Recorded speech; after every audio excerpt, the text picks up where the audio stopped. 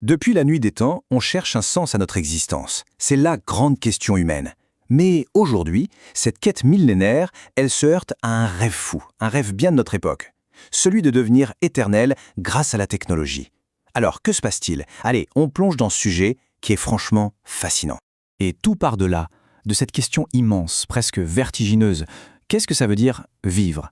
C'est une question qui a tourmenté, tout le monde, des philosophes aux prophètes en passant par les poètes. Et ce qui est intéressant, c'est que la réponse, elle n'a jamais été la même. Elle a complètement changé avec les époques. Bon, pour commencer, faisons un petit retour en arrière du côté des penseurs classiques. Pour eux, l'idée était assez contre-intuitive pour nous aujourd'hui. Le sens de la vie, ils ne le trouvaient pas malgré la mort, non, ils le trouvaient grâce à elle. Et ce qui est assez fou, c'est de voir à quel point ils étaient tous d'accord là-dessus. Que ce soit Platon en Grèce antique, Aristote ou même plus tard Al-Ghazali dans le monde islamique, pour tous ces grands esprits, le sens de la vie était indissociable de sa finitude, de son cours naturel. C'est cette idée de finalité, d'avoir une fin, qui donnait tout son sens au parcours. Pour le dire plus simplement, c'est parce que le temps est compté que nos choix ont de l'importance. La mort, ce n'était pas du tout vu comme un bug, un problème à corriger. C'était le cadre, la toile de fond qui donnait toute sa structure et son sens à une vie bien remplie. Ok, maintenant, on fait un bond en avant jusqu'à l'ère moderne. Et là, tout change. C'est un vrai basculement. Les grandes croyances traditionnelles s'effondrent, laissant derrière elles une sorte de vide existentiel. Et dans ce vide, qui s'est engouffré? La technologie, avec une promesse énorme, celle de tout réparer, de tout combler.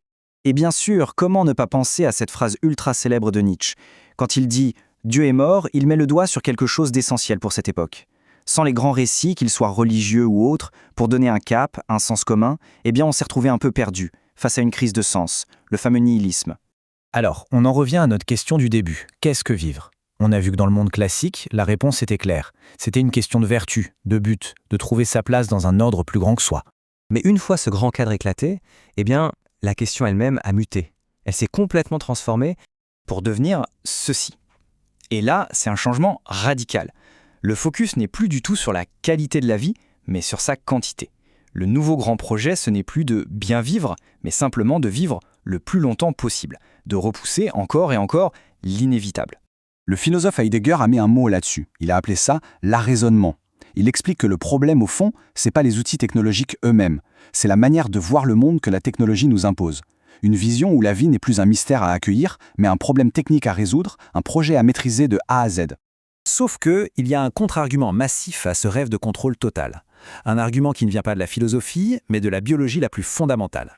Et ce conflit, il est parfaitement résumé ici. D'un côté, on a l'objectif technologique, faire durer l'individu, de l'autre, la réalité biologique. Et la vie, en tant que processus, se fiche pas mal de la survie d'un seul individu. Ce qui compte pour elle, c'est la continuité du grand processus de l'évolution.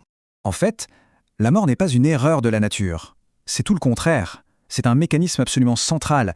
C'est grâce à la mort et au renouvellement des générations que le changement est possible. C'est ce qui permet aux nouvelles adaptations d'émerger.